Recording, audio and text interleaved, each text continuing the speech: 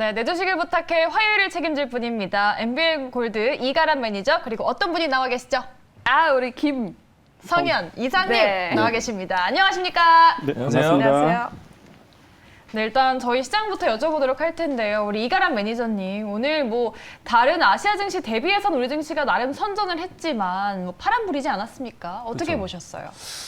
사실은 뭐 지금 미국 쪽에서 불거졌던 이슈가 굉장히 여러 가지가 있었는데 그거 말고도 이미 시장 자체가 좀 많이 올라왔기 때문에 차익 실현이 나타날 수 있었던 타이밍이었습니다. 근데 그 타이밍 때 맞춰가지고 중국에서 부동산 이슈도 있었고 그다음 미국에서는 이제 권력 3위인 이제 연준 하원 의장이 대만에 간다라는 또 소식이 있다 보니까 지정학적 리스크까지 불거지면서 약간 지수가 조금 부담을 좀 가진 상황이 나타난 것이 아닐까 이렇게 보여지고요.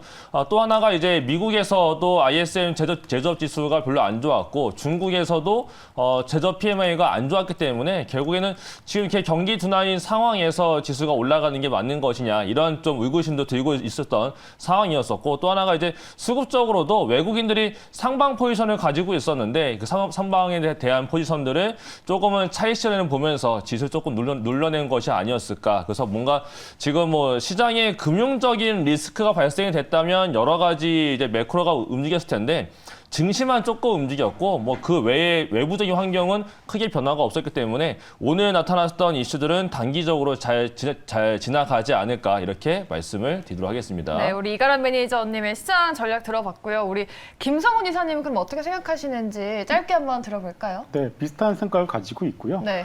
마찬가지로 오늘도 뭐 펠로시 의장과 관련된 이슈도 있었지만은 내부적으로는 기관 쪽 매도가 좀 많이 나왔어요. 그래서 이유를 좀 알아보니까 연기금 쪽에서 이제 자산운용사 쪽에다가 이제 자금을 주면서 대신 운용을 이제 시키는데 그런 자금들을 일부 좀 회수를 한 것 같습니다.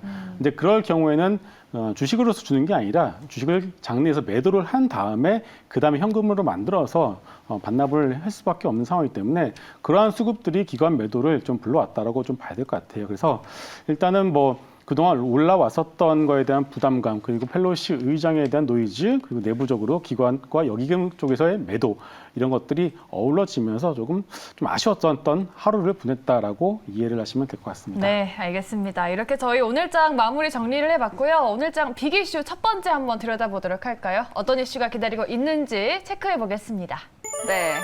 네, 지금 테마 안에서 이틀 연속 로봇주가 쏘고 있습니다. 삼성전자발 이슈를 타고 로봇주가 급등세를 이어가고 있는 건데요. 로봇주가 일단 강세를 보였던 이유부터 들여다봐야 될 텐데 어떤 분이 말씀해 주실까요? 네, 제가 한번 말씀을 좀 드려보도록 네, 하겠습니다. 김성훈 이사님이 네. 먼저 선점하셨습니다. 네. 비단 삼성전자뿐만이 아니라 글로벌 대부분의 기업들이 무인화 그리고 자동화에 상당한 공을 들이고 있는 것으로 보여지고 있죠. 단적인 예로 월마트 같은 경우가 직원 수가 무려 230만 명입니다. 그런데 2028년까지 물류 자동화를 통해서 이러한 부분 상당 부분을 갖다가 어떻게 보면 이거 감원을 시키고 이것을 무인화로 바꾸겠다라는 것을 계획을 발표를 했습니다. 네. 그러니까 결국 이 장기적인 그림을 봤을 때는 이제 글로벌 기업들의 자동화 무인화는 피할 수 없는 방향이라고 좀 봐야 될 것 같고요. 그 방향성은 맞았는데 이게 좀 촉발이 되고 가속화되는 어떤 모멘텀이 있었죠. 바로 인플레이션인 것 같습니다. 인플레이션이 최근에 들어서 올해 들어서 갑작스럽게 부각이 되다 보니까 결국은 이제 기업의 입장에서도 노동시장 인플레를 이제 좀 줄여나갈 수밖에 없는 상황이거든요. 그렇기 때문에 결국은 어차피 정해진 방향이었는데 그것이 이번에 인플레이션 사태로 인해서 조금 더 가속이 되었다, 좀 더 빨라졌다. 그런데 오늘 마침 우리 시장 장전에 삼성전자 쪽에서 무인화와 관련된 뉴스가 나오다 보니까 그런 관련된 섹터와 종목들이 좀 주목을 받았다라고 봐야 될 것 같습니다. 네. 삼성전자에서 무인화에 관련된 이슈를 알려주면서 오늘장에서 로봇주가 강세를 보여줬던 하루였습니다. 네. 그렇다면 어제도 그렇고 오늘도 그렇고 로봇주가 상승을 보여줬잖아요. 과연 이 이슈 단기 이슈일지 가람 매니저님 어떻게 보실까요? 일단 로봇 같은 경우에는 이게 단기로도 볼 수는 있겠지만 제가 봤을 때 조금 이슈가 길어질 것 같아요. 이게 조금 2030년까지 길어지나요? 2030년까지 사실 한번 놓고 본다면 충분히 갈 수 있다라고 보여지고 네. 왜냐면 이게 로봇 자체가 봤을 때 그동안은 스마트 팩토리 관련해서 움직임이 나타났던 게 대부분이었는데 최근에는 그거 말고도 이제 실제로 이제 뭐 관절 로봇이나 협동 로봇이나 이런 쪽으로 실제 산업에 투입이 되기 시작을 했고 또 스마트 팩토리 같은 경우도 이제 지금부터 조금 더 활성화가 되고 있는 상황이 있다 보니까 조금 더 길게 이어질 것 같고요. 또 하나가 단기적으로 이슈를 좀 살펴본다면은 삼성 웨어러블 로봇이 있죠. 잼스라고 해서 그게 이제 8월 달 아니면 9월 달 초에 좀 출시가 된다라고 현재 알려져 있습니다. 그래서 삼성전자가 개국적으로 미래 산업으로 찍어놓고 있는 게 로봇 쪽인데 그동안 웨어러블 결국 보행 보조 로봇을 만들어 놓고 있다라는 거와 어저께 같은 경우는 또 공장까지 이제 스마트 팩토리를 돌리겠다라고 해서 확대를 시켜놓고 있다는 점이 또 하나가 있고 또 하나가 이제 테슬라 이슈가 한 가지가 있는데요. 9월 달에 네. 테슬라 AI 데이라는 게 열립니다. 거기서는 이제 자율주행도 이슈가 되지만은 항상 지금 또 로봇도 같이 이슈가 되기 때문에 지금 삼성전자에서의 로봇은 출시를 앞두고 있는 거, 그 다음에 테슬라의 9월달 AI 데이에 대한 이벤트가 있기 때문에 네. 지금 로봇 관련된 종목들은 이번에 많이 올라갔다가 내려온 종목들도 있지만 지금 뭐 여러 가지 봤을 때 감속기나 이런 종목들은 앞으로 로봇에 굉장히 많이 쓰일 거라서 실제로 실적도 많이 발생이 될 걸로 보여지고 있거든요. 그렇기 때문에 지금 로봇 관련된 종목들은 이벤트 거리가 이미 2가지가 앞으로 나올 거기 때문에 계속적으로 좀 트레이딩 관점에서라도 꾸준히 좀 관심 있게 보셔야 될 필요가 있을 것 같습니다. 네, 트레이딩 관점으로 살펴보자라고 하셨는데 그럼 저희가 오늘장 많이 올랐던 로봇주 가운데서 지금 조금 눈여겨봐도 좋을 종목이 어떤 게 있을까요, 매니저님? 사실 오늘 좀 굉장히 많이 올라갔어요. 그래서 오늘 제가 좋게 보고 있는 게 감속기 쪽을 저는 게 좋게 보고 있는데 감속기 쪽을 보게 되면 대표적으로 볼 수 있는 게 뭐 SPG라는 종목도 있고 여러 가지가 있습니다. 제가 이거 좀 차트도 같이 보면서 살펴보면 더 좋을 것 같은데요. 네. 일단 SPG라는 종목이 있고 그 다음에 로보티즈라는 종목도 이제 최근에 호텔페어에서도 이제 그 개미집이라고 해서 이개미라고 해가지고 이제 조금 호텔 쪽에서도 상용화 시키겠다라는 조금 더 확대를 하겠다라고 발표를 했었고 네. 그다음에 KPF라고 해서 이 종목은 원래 본업은 볼트너트를 하는 종목이에요. 근데 로봇하고는 상관없어 보이잖아요. 근데 네. 자회사가 SB비테크라고 해가지고 이게 삼성전자에서 스마트 배터리 지원 사업 중에 하나가 있었는데 그 1호도도 선정이 됐던 기업이 하나가 있고 그 다음에 그 SA비테크가 이 종목도 감속기에 대한 개발을 하고 있거든요. 근데 감속기가 로봇이 이렇게 관절을 움직일 때 쓰이는 이 관절에 들어가는 게 꼭 필요한 건데 이게 일본 쪽 부품을 많이 썼습니다. 근데 국산화를 많이 시키고 있어서 그래서 SPG랑 로보티즈랑 KPF에 있는 자회사 SA비테크 같은 경우는 앞으로 뭔가 사업성으로도 그렇고 단기적으로도 그렇고 실적이 가장 빨리 찍힐 수 있는 종목들이기 때문에 이쪽을 좀 관심을 놓고 보시면 좋을 것 같고요. 뭔가 더 발전돼서 말씀을 드려보자면 협동 로봇들, 뭐 레인보우 로보티스라든지 이쪽이나 아니면은 반도체 관련된 자동화 장비를 본다면 T-로보티스 이런 종목들도 앞으로 조금 더 성장성이 있기 때문에 로봇 관련된 종목들도 이제 뭐 IT 반도체들을 세분화해서 나눠서 공부하시듯이 로봇들도 조금 이제 단순히 로봇 테마로 볼 게 아니라 로봇을 하나의 산업으로 보시고 이제 분야별로 나눠가지고 어떤 쪽이 가장 빠르게 올라오고 어느 쪽이 가장 발전이 늦게 될지 이런 것들도 한번 나눠서 공부해 보시면 더 좋을 것 같습니다. 로봇 중에서도 감속기의 부품을 가지고 있는 그런 종목들을 추천을 해주셨습니다. 그러면 김성훈 이사님은 네. 로봇 중에서도 네. 어떤 테마를 좀 주목해 보면 좋을까요? 네. 일단 제가 이왕 그 로봇에 대해서 얘기가 나왔으니까 왜 우리가 감속기에 대해서 일단 결론을 말씀을 해주신 것 같아요. 네. 그럼 우리가 왜 그래서 감속기를 봐야 되는지에서 간단하게 말씀을 드려보도록 하겠습니다. 네. 로봇을 구분을 하게 되면 상당히 좀 세부적으로 다 여러 개로 구분할 수 있겠지만 크게 저는 산업용 로봇, 서비스 로봇, 그리고 협동 로봇 이렇게 한번 크게 좀 구분을 해볼게요. 저도 궁금해요. 네. 산업과 서비스. 이 산업용 로봇 같은 경우에는 여러분들 옛날에 우리 외국가 자기 전에 보면은 자동차 이렇게 용접하는 로봇들 많이 나왔잖아요. 네, 네. 그런 것들을 여러분 생각하시면 되고요. 그런데 산업용 로봇 같은 경우에는 이 어떻게 보면 성장 가능성 자체가 그렇게 좀 이렇게 캡이 막혀 있다라고 이렇게 보시면 될 것 같아요.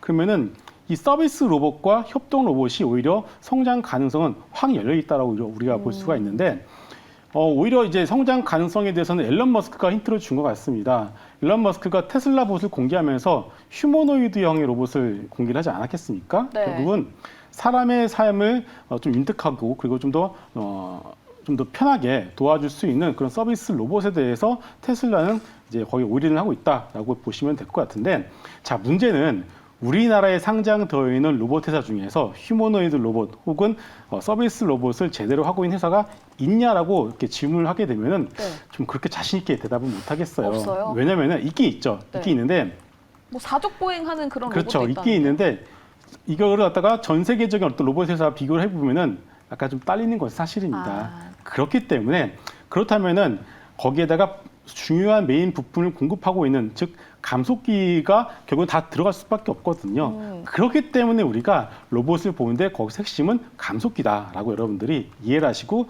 국내 관련 기업들은 결국 말씀해 주신 것처럼 SPG와 그리고 KPF 이렇게 두 개를 먼저 놓고 보시고 네. 거기 좀 더 나가서 협동 로봇 같은 경우는 레인보우 로보틱스 이렇게 세 개의 종목만 여러분들이 놓고서 보시면은 나쁘지 않은 결과를 보여줄 것 같습니다. SPG, KPF 그리고 레인보우 로보틱스까지 말씀을 주셨습니다. 네, 이렇게 로봇주에 대한 이슈 들여다봤습니다. 관심주를 많이 꼽아두셔서 정말 든든하네요. 네. 네, 이렇게 내일 앞으로의 엄청 공부 열심히 해야 됩니다. 그러니까요. 앞으로의 흐름 잘 눈여겨보도록 하겠고요. 저희 바로 이어서 두 번째 빅 이슈 한번 체크해보도록 하겠습니다. 네, 두 번째 이슈는 미국과 중국의 갈등 단연 오늘 시장의 뜨거운 감자였습니다. 펠로시 의장이 대만을 방문한다고 하죠. 이제 오늘 밤에 도착하지 않나요? 지금 미중 갈등 이슈가 어디까지 치닫고 있는지 매니저님 지금 상황 한번 짚어볼까요? 일단은 제가 준비해온 자료가 한 가지가 있어가지고 네. 그것 좀 일정 같이 보면서 좀 얘기를 좀 이어나가 보도록 하겠습니다.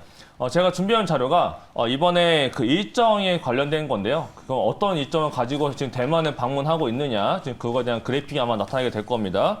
자, 보시는 화면인 건데요. 네. 지금 일단은 싱가포르 일단 가 있고 오늘 밤에 이제 대만으로 넘어가는 걸로 알려져 있고 3일날 이 차이 인원 대만 총통을 면담하는 걸로 알려져 있습니다. 그 다음에 한국에 오고 일본에 간다는 일정인데 지금 저 대만으로 간다는 것 자체가 지금 약간 문제가 생기고 있는 것 같아요. 지금 그렇기 때문에 지금 그 전에 지금 나타났던 이슈 중에 하나가 바이든과 이제 그 시진핑이 통화를 통해서 관세 부과를 좀 협의를 하지 않겠느냐라는 이슈가 있었잖아요. 네. 근데 통화를 하기는 했는데 둘이 그냥 치고받고 싸우기만 하고 그냥 통화가 끝나버렸단 말이에요. 네. 그 이슈 중에 하나가 지금 요 대만에 간다라는 요 이슈 때문인 건데 결국에는 지금 뭔가 여러 가지 이슈, 결국엔 정치적인 이슈 때문에 지금 계속 펠로시가 대만에 가네 마네가 되게 좀 크게 이슈가 좀 되고 있는 것 같습니다. 근데 지금 여러 가지 놓고 봤을 때 지금 오늘 같은 경우도 중국에서 그 DF-17이라고 해가지고 최신 무기들이 있는데 이런 것도 대거 공개를 할 정도로 지금 우리가 이렇게 너네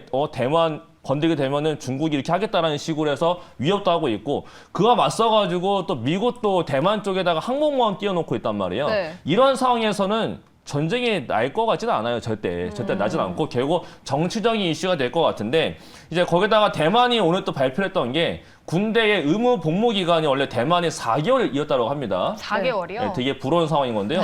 네, 근데 몇 개월 다녀오셨는데요? 저는 뭐 한 2년 다 채웠으니까요. 네, 근데 이제 군복무 4개월짜리인데 이거를 중국 때문에 1년을 연장을 추진하겠다 이렇게 발표를 할 정도로 지금 대만도 약간 경계감을 갖고 있는 상황에는 있습니다. 근데 이런 상황에서 지금 다시 한 번 더 불거졌는데 결국에는 증시 타이밍도 있고 정치적인 이슈가 하반기에 많이 몰려져 있기 때문에 이번 이슈는 그냥 결국 단기로 지나가지 않을까. 그리고 앞으로 어떤 일이 발생될지는 이번에 일정이 발표되어 있었지만은 그 이후에는 또 어떠한 잡음이 발생될지에 대해서는 아직 알 수 없기 때문에 네. 이런 종목들 자체도 다 그냥 단기성으로만 봐야 되지 않을까 이렇게 말씀을 드리도록 하겠습니다. 네, 펠로시 의장의 대만 방문 이건 단기적인 이슈로 보셨는데 우리 김 이사님께서는 네. 제가 또 궁금한 게 있거든요. 제가 네. 짤을 하나 봤어요. 펠로시 의장이 트럼프가 연설을 하고 있을 때 트럼프 그 연설문을 찍고 있더라고요. 네, 맞습니다. 되게 정치적인 퍼포먼스를 세게 하는 분 같은데 이번 네. 대만 방문에 대해서 어떻게 생각하실까요? 네.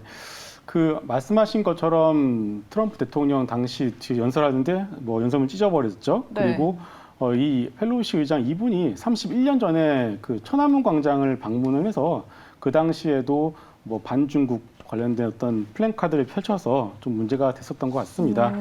결국 이제 어떻게 보면 저는 개인적으로 참 전형적인 정치인이다. 네. 퍼포먼스를 좋아하시는 분 같다라는 생각을 좀 하고 있어요. 결국 중요한 건 이거죠. 이것이 과연 시장에 얼마나 큰 영향을 미치느냐 안 미치느냐 이게 중요한 거 아니겠습니까? 그리고 우리 방송의 목적은 결국은 이것을 가지고서 두려워하시거나 좀 걱정하시는 분들에게 결국은 이것은 그렇게 크게 걱정할 것이 아니다라고 제가 말씀을 드리는 것이 가장 큰 목적이지 않을까 싶습니다. 결국 장중에도 보시게 되면은 미국 선물 그리고 뭐 환율 이렇게 중요한 어떤 경제 지표를 봤을 때 저희 흔들리는 모습이 나오지 않았고요.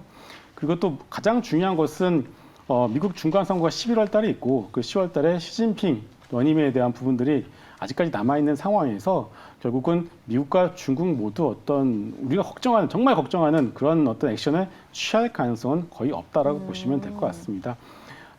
그렇기 때문에 일단은 지금 상황에서는 여러분들 뭐 오늘 괜히 막 이렇게 까마귀 낮아 배 떨어진다고 네. 마침 시장이 다른 이슈 때문에 어느 정도 조정이 나올 타이밍에 네. 마침 그분이 오늘 갔기 때문에 이게 네네. 좀 부각이 되는 것 같아요.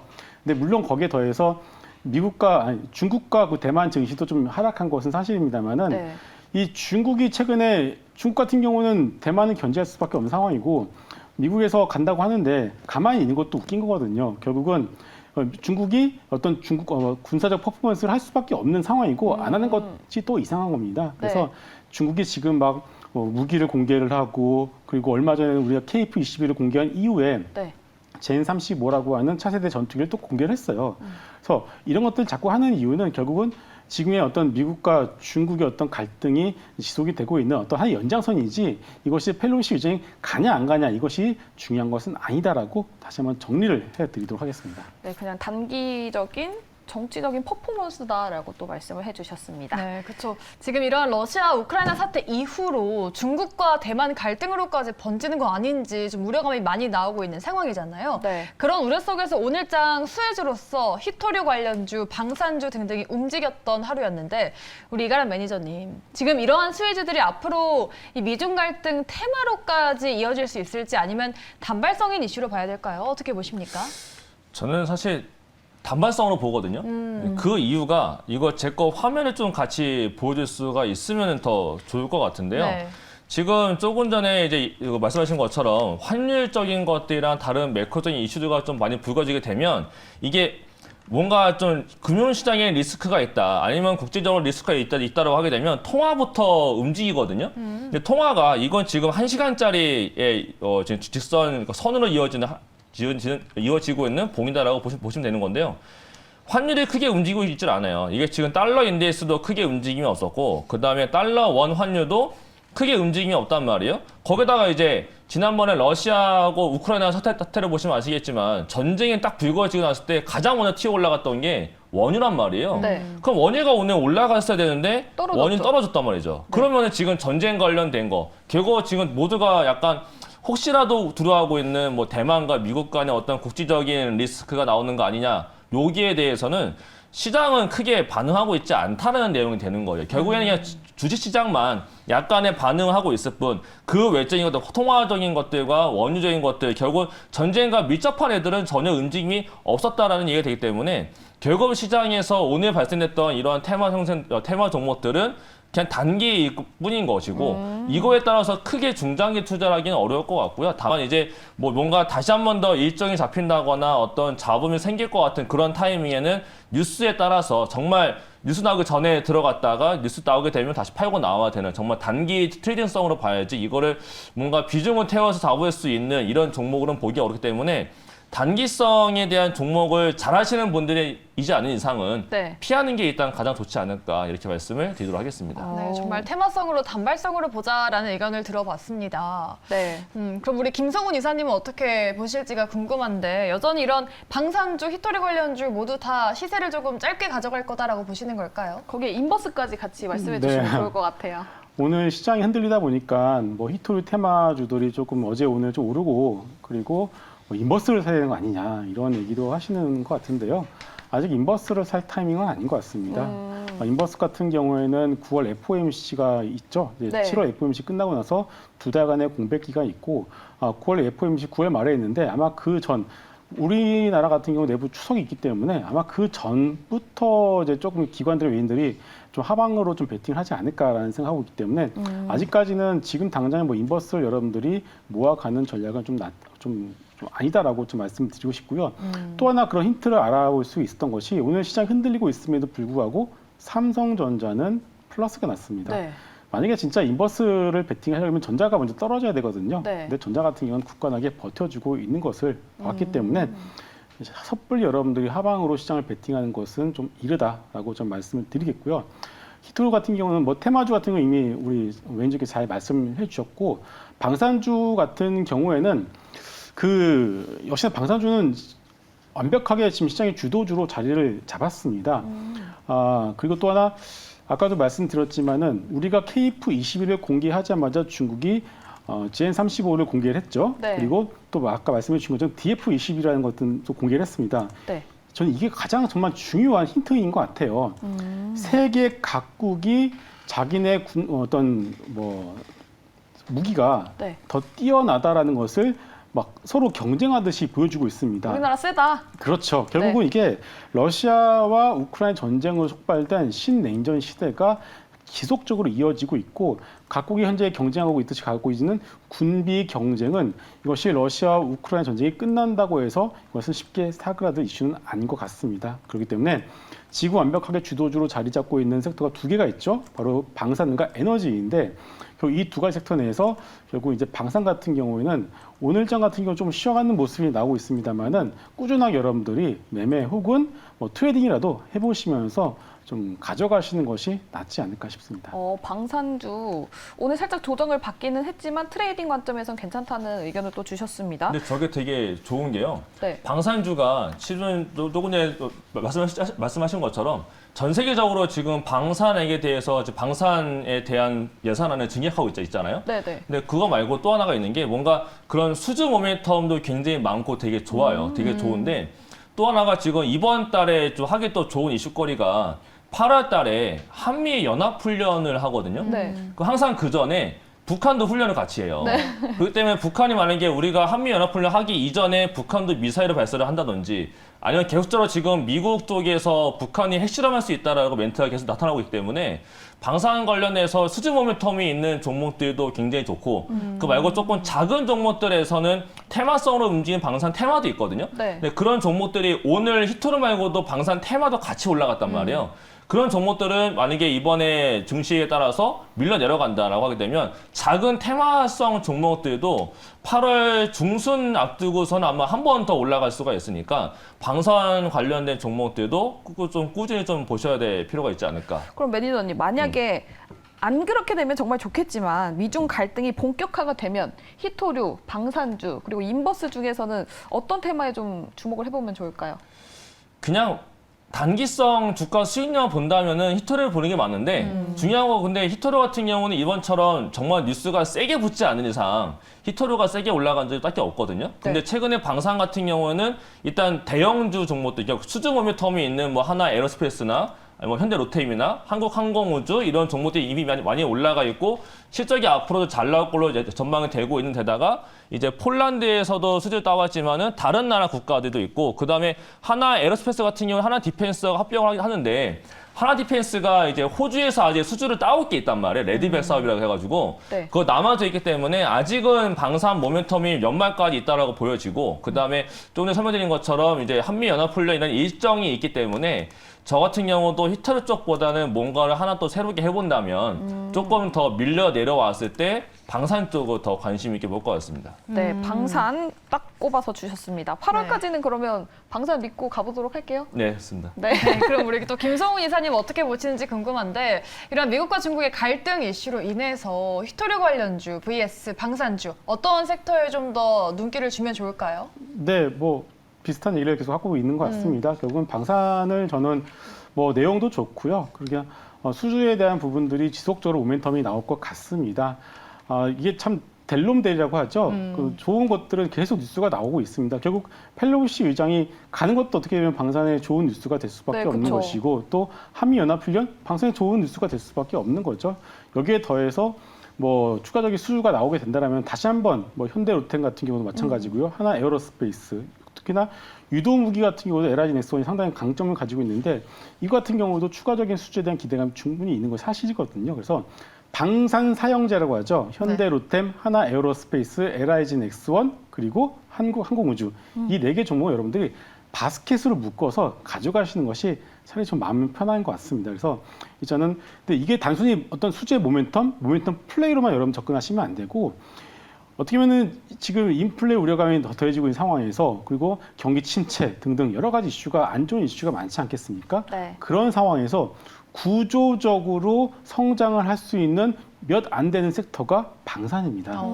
그렇기 때문에 방산을 단순히 여러분들이 테마, 뭐 안 좋은 뉴스가 가면 올라가는 섹터 이렇게 보시는 것이 아니라 숫자와 성장성을 동시에 가져갈 수 있는 몇 안 되는 주도 섹터로 보시고서 조정이 나올 때마다 모아가시는 전략 저는 좋다라고 생각을 하고 있습니다. 네, 이렇게 저희 또 미국과 중국 갈등 이슈로 인해서 오늘 올라갔던 히토류와 그리고 방산주 이슈까지 들여다봤습니다. 잘 참고해서 내일장 저희가 또 잘 지켜보도록 하겠습니다. 네. 그럼 저희 마지막으로 세 번째 이슈 바로 열어보도록 할까요? 저희 세 번째로 들여다볼 이슈는 국내 반도체 정세입니다. 지금 어려워지고 있습니다. 미국의 칩4 동맹뿐만 아니라 중국의 최대 파운드리 업체인 SMIC가 미국의 반도체 장비 수출 통제를 뚫고 지금 7나노 공정 개발에 성공을 했다고 합니다. 네. 이래서 지금 저희 국내 반도체 정세가 많이 어려워지고 있다고 하는데 이 중국의 SMIC 7나노 개발이 미스터리다라는 이야기가 나오고 있던데요, 매니저님. 왜 미스터리일까요? 저게 원래 저게 7나노를 개발을 하려면은 그 EUV 장비에 써야 되거든요. 네. 근데 그 미국이 지금 중국에 못하게 막아놨어요. 근데 지금 저거를 했다는 것 자체가 EUV 관련돼서도 뭔가 장비를 좀 미리 약간 좀 몰래 들어온 거 아니냐 그런 것도 있고 또 하나가 이제 그 다른 회사가 하나가 있는데 TSMC 쪽에서 하고 있는 7나노 공정하고 되게 비슷하다라고 하거든요. 네. 그거 봤을 때 뭔가 설계를 빼돌린 거 아니냐 이렇게 해가지고 뭔가 지금 기술 유출도 의심이 되고 있다. 현재 뭐 이런 상황이라서 지금 이제 예전에도 TSMC하고 지금 그쪽 이번에 개발했던 회사하고 소송도 한번 했던 경험이 있어요. 이미 네. 그런 경험의 전력이 있기 때문에 이번에 개발을 한 것도 단순히 얘네가 진짜 개발을 한 건 아닌 것 같고 뭔가 다른 이슈가 있는 것이 아니냐. 현재 뭐 이렇게 좀 이슈화가 되고 있는 상황입니다. 네, 알겠습니다. 그럼 김성훈 이사님, 혹시 미국 몰래 중국이 SMIC EUV 장비를 확보한 게 아닐까요? 근데 뭐 그거는 누구도 모르죠. 네, 누구도 모르는데 우리가 이 사태를 갖다가 이 사건을 갖다가 어떻게 해석을 하는지가 상당히 중요할 수밖에 없겠죠. 결국은 지금 국제적인 구도는 중국과 러시아가 이렇게 한편이 되고 있고 나머지 미국과 유럽 그리고 대만, 우리나라가 이제 한편이 되어가는 어떤 그런 형태로 가고 있는 상황인데. 지금 러시아 같은 경우는 에너지를 가지고서 이제 에너지를 볼모로 해서 지금 국제 정세 흔들고 있는 상황이고 미국 같은 경우는 중국을 잡고 흔들 수 있는 몇 안 되는 것 중 하나가 반도체입니다. 그러다 보니까 반도체만큼은 절대로 중국이 절대로 뭐 앞서 나가지 못하게끔 막을 수밖에 없는 상황이거든요. 네. 그런 상황에서 7나노를 개발했다라는 뉴스가 나오니까 조금 예민하게 반응을 할 수밖에 없는 것 같아요. 네. 자, 그런데 일단은 팩트만 놓고 보면은 이 7나노를 개발했다는 게 중요한 것이 아니라 뭐 개발해서 뭐 채굴 관련 회사에다가 뭐 납품했다라는 얘기가 있는데 결국 이게 AMD나 엔비디아나 이렇게 메이저 업체에다가 납품했다라면 그것을 인정하겠지만은 결국 뭐 듣도 보도 못한 그런 조그만 회사에다가 납품했다는 것 자체가 일단 그 신뢰성에 대한 부분들이 있다라고 좀 봐야 될 것 같고요. 네. 또 하나는 그리고 또 이제 그 TSMC가 7나노를 하고 있고 삼성전자가 3나노입니다. 그런데 중국이 원래는 SMIC가 제가 알기로는 10나노, 13나노를 하고 있는 상황에서 갑자기 7나노 점프를 한 거거든요. 네. 그렇기 때문에 이거에 대해서 모두가 다 벙짜고 있는 상황인 것 같아요. 어쨌든 간에 결국은 이제 이것이 사실이 아니든 간에 미국 입장에서는 상당히 예민해질 수밖에 없는 상황이고 더더욱 이제는 10나노에서 14나노까지 가는 어떤 장비단에 대한 부분들을 규제를 더 확산시켜 나가게 있기 때문에 이런 거에서 결국 우리가 중국에 납품을 하고 있는 우리나라 국산 반도체 장비들이 있지 않겠습니까? 네. 제가 어떤 회사라고 얘기는 안 하겠지만은 이렇게 중국과 좀 얽혀 있는 국내 반도체 장비주들의 경우에는 어느 정도 센티에는 심리에는 영향을 좀 받을 수밖에 없지 않을까 싶습니다. 네. 어찌됐든 간에 결론은 지금 중국과 미국의 어떤 반도체 굴기 관련된 부분들은 한창 진행 중이고 중국은 이 중앙정부가 거의 무제한적으로 돈을 밀어주고 있는 상황이기 때문에 이게 가능한 거거든요. 네. 그래서 일단 이것은 한창 진행 중이고 아직까지 결론 나지 않은 상황이고 특히나 칩4 같은 경우가 8월 말에 이제 결론이 나지 않겠습니까? 우리나라 같은 경우는 상당히 애매한 상황이죠. 상당히 중간에 껴있는 상황이기 때문에 삼성전자가 어떤 선택을 할지도 좀 봐야 될 것 같겠지만은 일단은 이런 여러 가지 상황을 봤을 때 노이즈가 워낙에 많습니다. 네네. 노이즈가 많기 때문에 이런 상황에서는 반도체 섹터, 반도체 장비주들이 쉽게 올라가지는 못할 것 같아요. 그래서 일단 이쪽 쪽에 투자를 좀 고민을 하고 계신 분들의 경우에는 좀 8월 말 이런 노이즈가 조금 사그라들고 나서 좀 보시는 것이 맞지 않을까 싶습니다. 네, 이렇게 전반적인 이슈를 또 들여다봤고 이제 이러한 가운데서 반도체 섹터는 어떻게 투자 전략을 짜봐야 될지 그 안에서 수혜를 가져갈 종목은 어떤 건지가 궁금한데요. 우리 이가람 매니저님 어떤 기업 저희가 눈여겨볼까요? 사실 지금 아무리 생각을 해봐도 중국이 뭐 7나노를 했다라고 해서 딱히 우리한테 영향을 크게 줄 것 같지는 않거든요. 그리고 미국 같은 경우도 지금 미국 내 회사들도 반도체법 이제 통과되기 전에는 반도체 투자를 줄이겠다라고 했다가 오늘 나온 언론 보도에 따르면은 이제 뭐 반도체법이 통과가 될 것이니 그 뭐 인텔하고 마이크론 다시 투자 늘리겠다라고 했거든요. 네. 근데 우리나라 같은 경우는 삼성전자도 그렇고 하이닉스도 그렇고 실적이 이제 안 좋게 발생이 되고 또 재고가 원체만에 쌓이다 보니까 장비 투자를 줄이겠다. 그러니까 설비 투자를 줄이고 앞에 남아져 있는 재고에 대해서 재고 처리 조금 더 빠르게 하면서 업황 턴어라운드가 언제 될 것이냐. 이거를 지금 여기에 관심을 둬야 될 필요가 있을 것 같아요. 그렇기 네. 때문에 뭔가 장비주 같은 경우에는 신규 설비 투자를 줄이겠다고 했기 때문에 장비에 대한 발주가 더 늘 거다라는 관점이 조금 줄어들었습니다. 그렇기 때문에 장비 쪽은 조금 조심해야 될 필요는 있을 것 같고요. 어쨌든 간 이거는 삼성전자와 하이닉스가 업황 턴이 되는 거를 좀 보면서 하는 게 제일 좋을 것 같고 지금 상황에서 모멘텀이 있는 섹터가 하나가 있는 게 IT 반도체 안에서도 네. 그 DDR5 쪽 같은 경우에는 인텔에서도 인텔 이노베이션이라고 해가지고 이제 9월 27일에서 28일 날 행사가 하나 열립니다. 여기서 그동안 이제 밀리고 있었던 이제 사파이어 레피즈 요 내용이 다시 한 번 더 나타날 거예요. 그렇기 때문에 하반기에 아마 이런 내용이 계속적으로 강조될 것 같고 SK 하이닉스에서도 이번에 컴퍼스코 내용을 보게 되면은 DDR5 쪽, 그러니까 설비 투자는 줄일 건데 DDR5 쪽에다가 집중을 하겠다라고 멘트를 했단 말이죠. 네. 그렇기 때문에 DDR5 쪽은 이번 2분기가 실적이 안 좋다라고 하더라도 3, 4분기와 내년도를 본다면은 앞으로 실적이 나올 수밖에 없는 상황으로 갈 거기 때문에 뭔가 이 안에서에 대해서 뭔가 IT를 본다면은 전 여전히 TLB 같은 경우는 SK 하이닉스 쪽에서의 점유가 좀 굉장히 높고요. 아비코 전자 같은 경우에는 PCB 자회사는 PCB 기판 쪽으로 하고 있고 전자용 쪽으로 하고 있고 본업 자체가 수동 소자라는 걸 하고 있는데 이게 DDR5에 새롭게 또 들어가는 게 하나 더 있습니다. 그렇기 때문에 이번 DDR5에서는 아비코 전자가 조금 더 실적이 폭발적으로 늘어날 가능성이 높기 때문에 뭔가 이번 2분기 때 만약에라도 실적 발표 때 밀린다면 하반기를 보면서 TLB와 아비코 전자는 좀 가지고 가보셔야 될 필요가 있을 만한 종목으로서 두 종목을 말씀드리도록 하겠습니다. 그러면 삼성전자의 동향을 살펴보면서 그중에서도 DDR5, 그중에는 TLB, 아비코 전자를 보면 좋을 것 같다라고 말씀을 주셨습니다. 그럼 우리 김 이사님께서는 네. 반도체 장비 투자 전략 어떻게 세우면 좋을까요? 네, 결국은 이제 연초만 하더라도 TSMC가 어마어마한 규모의 투자를 하겠다라고 했는데 최근 들어서 그에게 쏙 들어왔습니다. 결국은 이제 인플레이션이 높아지면서 이제 투자와 관련된 계획을 잡아야 했던 모든 기업들이 투자를 재검토하고 있는 상황이라고 봐야 되겠죠. 그렇다면 결국 이제 장비 따는 경우에는 투자가 진행이 되어야지만 이제 주가가 올라갈 수밖에 없는데 이런 부분들의 노지가 아직까지 남아 있고 불투명하기 때문에 이런 부분들이 아까 좀 사그라지는 시기를 좀 여러분들이 보실 필요가 있을 것 같고요.